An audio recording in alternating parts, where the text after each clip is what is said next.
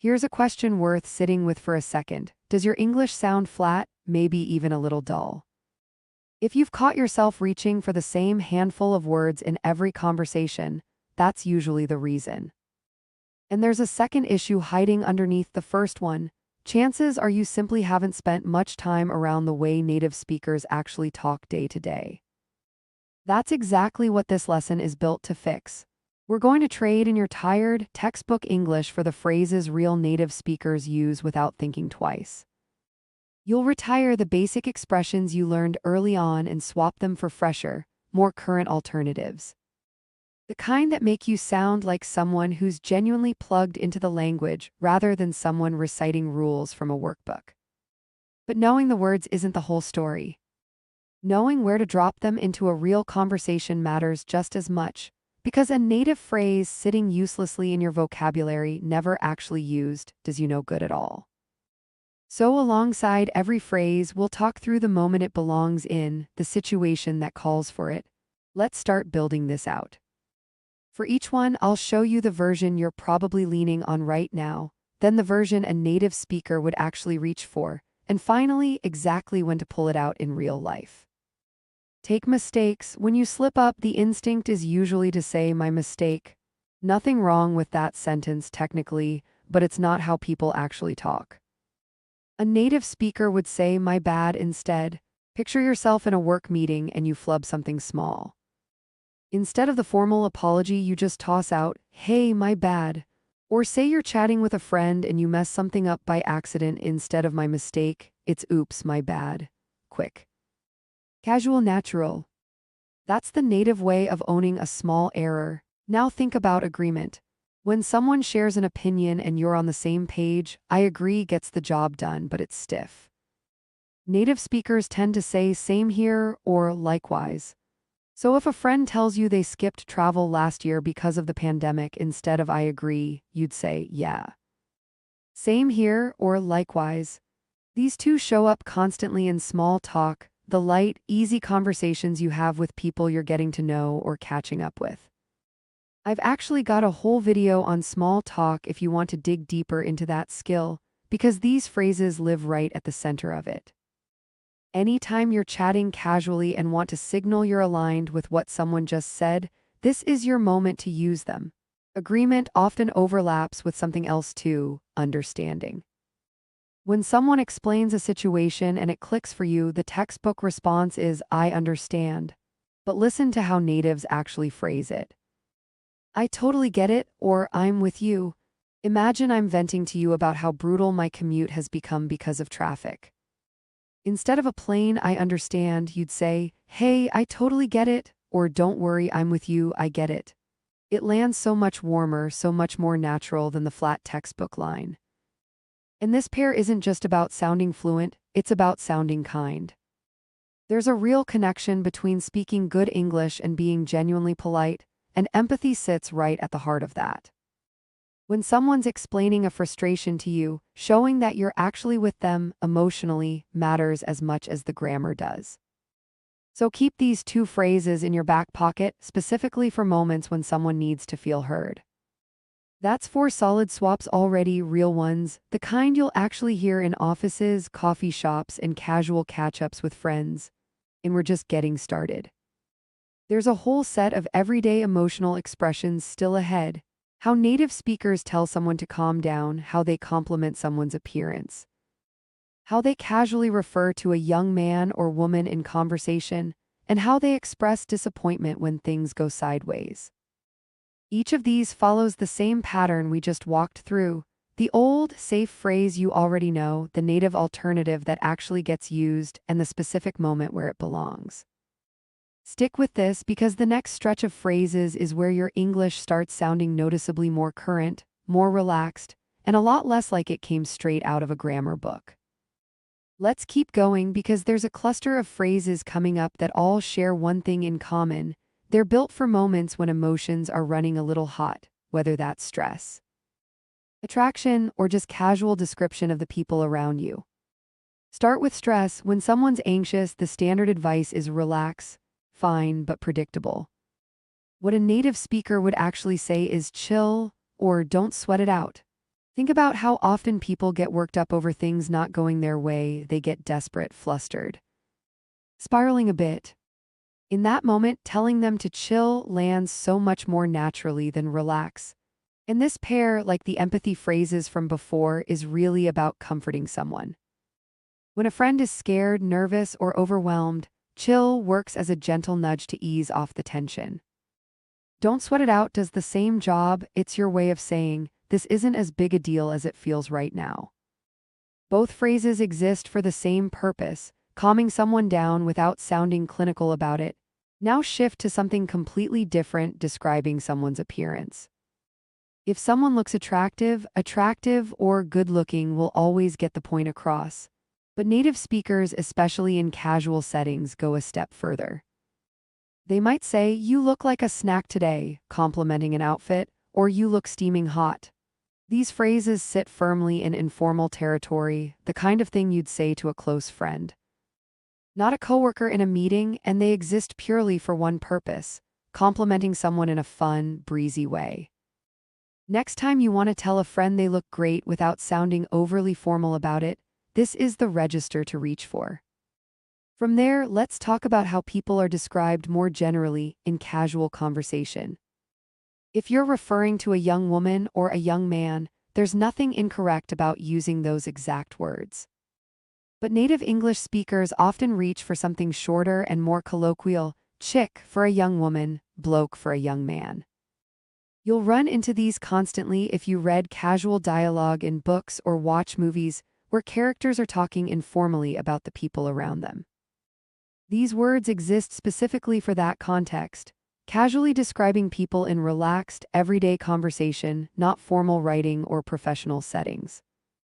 Now, here's where the tone shifts a little because not everything in a conversation is upbeat. Sometimes plans fall apart, results disappoint, and things just don't go the way you hoped. The default response is, "I'm disappointed," accurate but plain. What would a native speaker say instead? Two options come up constantly: "What a bummer," and "I'm totally gutted." Both carry that same underlying emotion: disappointment, regret.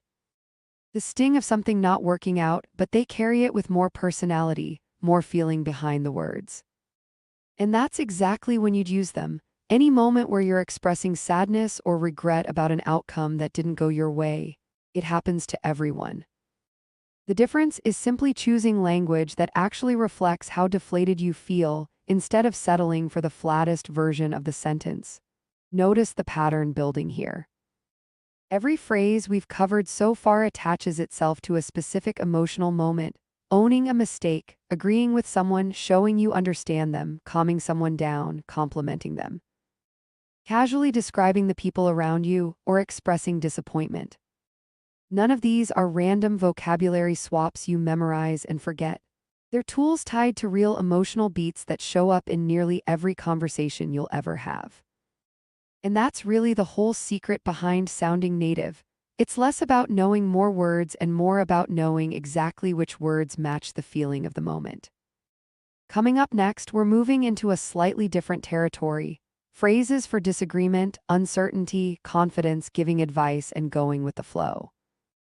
These are the phrases that carry a conversation forward, the ones you use when you're pushing back on an idea, admitting you're stumped, expressing that something's easy, offering a suggestion, or explaining your general approach to something. If the first set of phrases was about emotional connection, this next set is about how you actually navigate the back and forth of a real conversation, opinion by opinion, question by question. Let's keep moving. Disagreement is one of those things everyone eventually has to express, and most learners default straight to "I disagree." It's clear, it's correct. And it's also a little blunt for casual conversation. Native speakers often soften it or add personality to it with a phrase like "not in my books." Imagine someone suggests a plan and you're just not convinced it's the right move. Instead of a flat "I disagree," you'd say, "not in my books," which signals your hesitation without shutting the conversation down entirely. This phrase exists for exactly that purpose: raising an objection.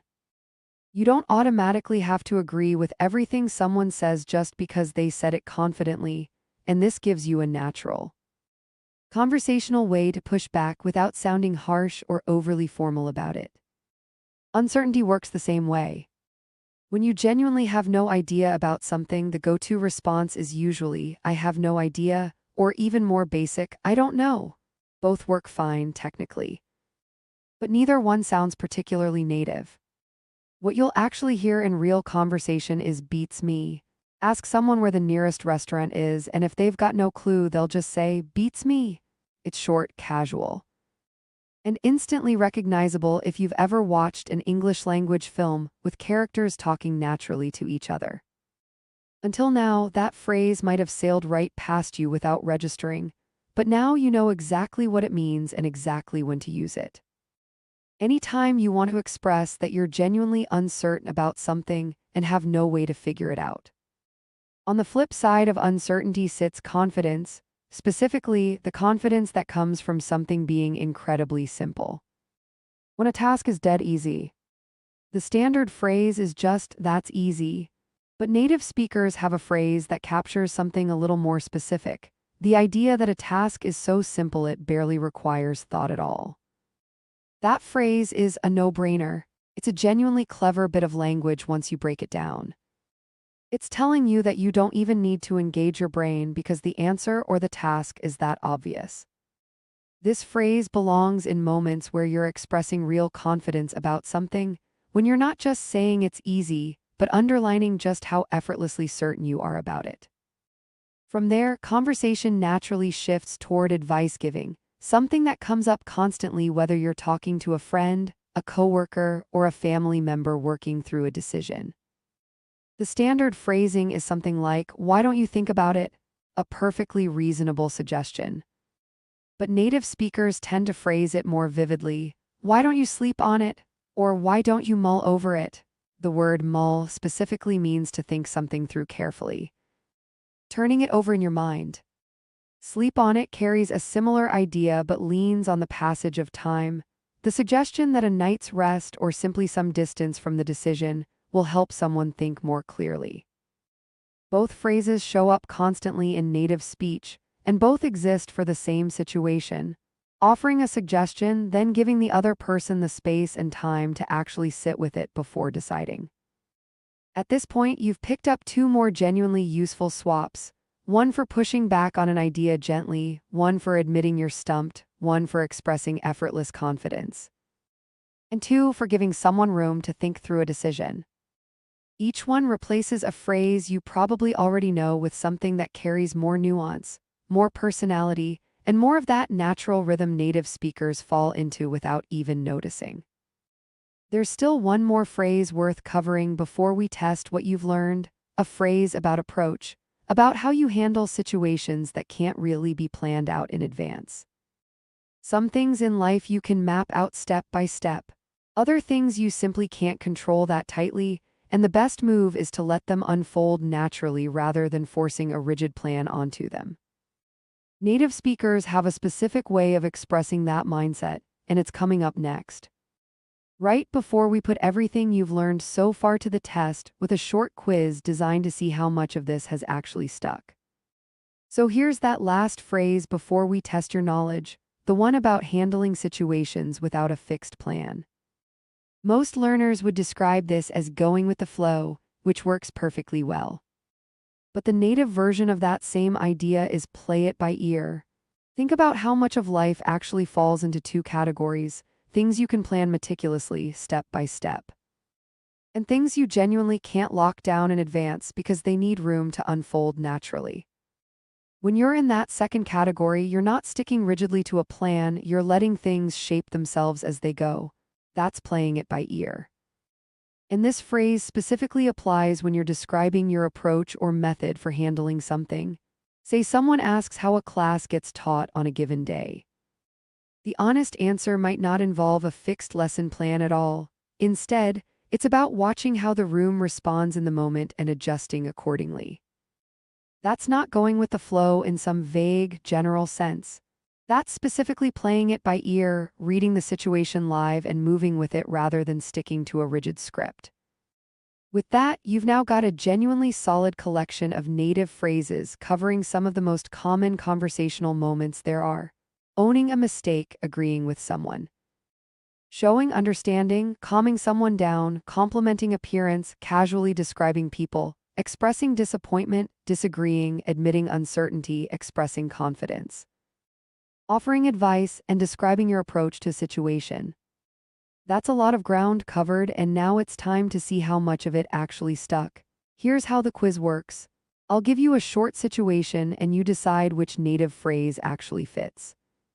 Take a second with each one before moving on, because the goal here isn't speed, it's making sure these phrases genuinely click into place in your head, tied to the right context. So they're ready to use the next time a similar situation comes up in your own conversations. First situation, someone asks, "Is there a faster route to get to the hotel?" And you genuinely don't know the answer. What do you say? Think back to the phrase built specifically for uncertainty, for those moments where you're stumped and have no way to figure something out. If you're drawing a blank, that's actually the perfect real-time example of needing this exact phrase. The answer, if you've been following along, is beats me. It's short, it's casual.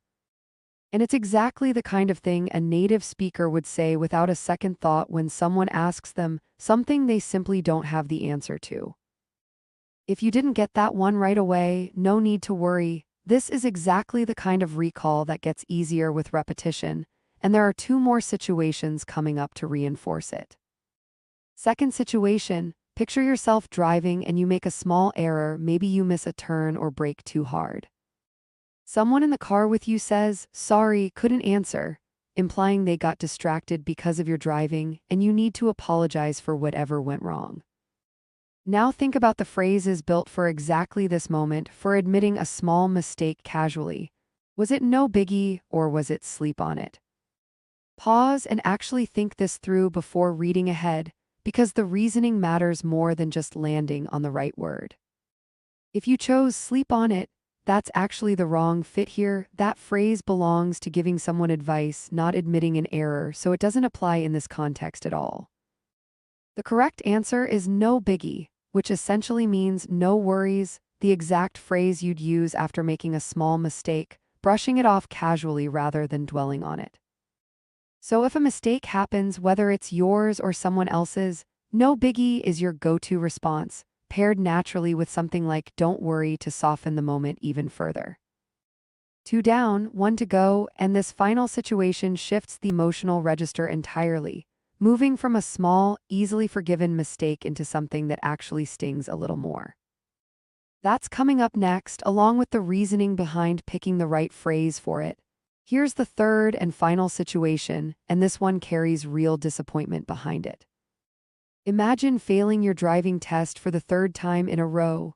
Not a small slip-up this time, a genuine letdown, the kind that actually gets under your skin a little. What phrase captures that feeling? Was it "not in my books" or was it "what a bummer"? Think back to what each phrase is actually built for. "Not in my books" belongs to disagreement.